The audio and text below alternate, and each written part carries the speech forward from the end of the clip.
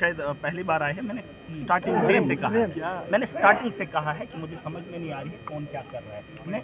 मैं लड़ा ही नहीं। अगर आपने देखा होगा हाउस के अंदर मैं किसी का पक्ष लिया ही नहीं, क्योंकि 89 लोग कुछ ऐसा कर रहे हैं जो मुझे समझ आ रही है।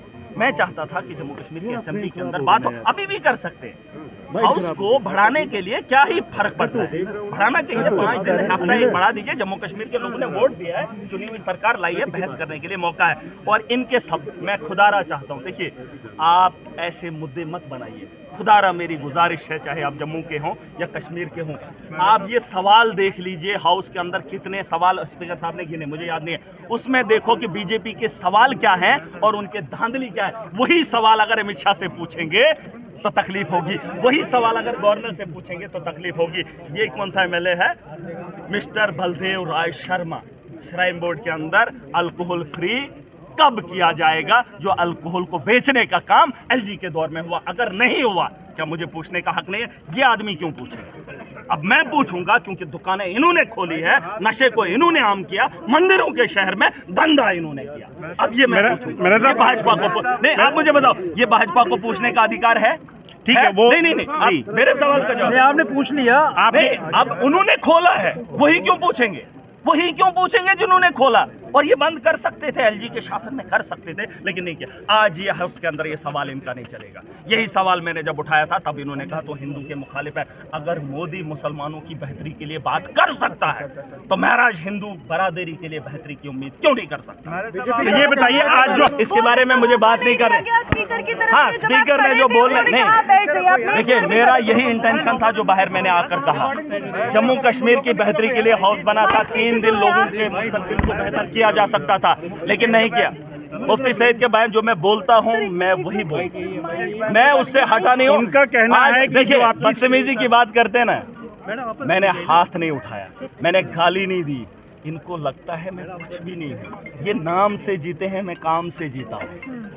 बात साफ है। अब ये बात अलग है, मैं गांव से आता हूँ, मैं एक आम परिवार का हूँ, मेरा इतना पॉलिटिकल बैकग्राउंड नहीं है, लेकिन आज दावे के साथ बता सकता हूँ कि ईमानदारी की जिस सीढ़ी को मैं चढ़ा हूँ, आज इनके सीनों पे चढ़कर कहता हूँ कि महाराज की वजूद के बराबर इनका मुकाबला नहीं है। लेकिन आप तो ये शर्मिंदा है। 28 बीजेपी, 3 पीडीपी और उनके गुर्गे महाराज को डराएंगे। ये खेल मैं बचपन में गली में खेलता था और हर गली में मेरा एक नाम है, किरदार पता कर रहे हैं। जिसको ज्यादा शौक है ना ये गुंडागर्दी करने का, ये गुंडागर्दी हमने बचपन में छोड़ दिए पता। और इनको लगता मैं ऐसे ही आया हूँ। अरे मैं ऐसे नहीं आया हूँ बाबा, गलत फहमी है। 90 ही लोग हैं, पता करो कि महाराज कौन है। और मैं तुमसे डरने वाला हूँ? ये किधर धमकी, क्योंकि हिंदुओं को बचाने के तुमने हिंदुओं के खिलाफ बोला, तुमने मुफ्ती से मर गया है, मरा है। अभी मैंने वो अल्फाज नहीं इस्तेमाल किए हैं जिनको उनका शक है। इनको शक है कि ये वो अल्फाज ना इस्तेमाल करे जिससे उनकी शनाख्त खत्म हो जाएगी। मैंने कहा वो मर गया, मरे हुए को मैं मरा हुआ कहता हूँ। ऐसा है, देखिए आप पूछ लीजिए कि कश्मीरी में कहते हैं मूद हो चचो भेर बाप छो बोय छो ना साहब मूद, ये आम लफ्ज है, मरा। मैंने ऐसा, इसके अलावा आप देख लीजिए, मैंने कहा कौम के साथ गद्दारी की, बराबर की।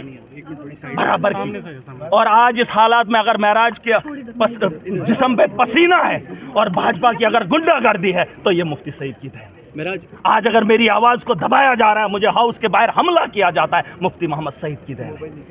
और आतंक का जो माहौल इन्होंने कश्मीर के अंदर पैदा किया, इनको बता दो आज वही जवान असेंबली के ऐवान का हिस्सा बनेगा। और ये इनको कभी उठने ही नहीं दिया।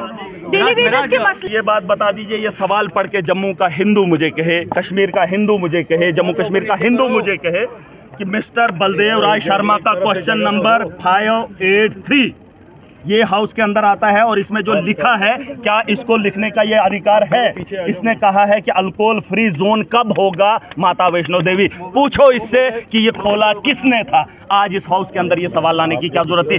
अगर मोदी मुसलमानों की बेहतरी की ख्वाहिश कर सकता है, महराज इंसानियत की बेहतरी के लिए अपनी जान भी लगा सकता है। और मैं अपनी एक बात बता दूं, वो हिंदू भाई सुन लें, डीडीसी का चुनाव था, मेरी कॉन्स्टिट्यूंसी के अंदर 95% मुस्लिम मेजॉरिटी थी।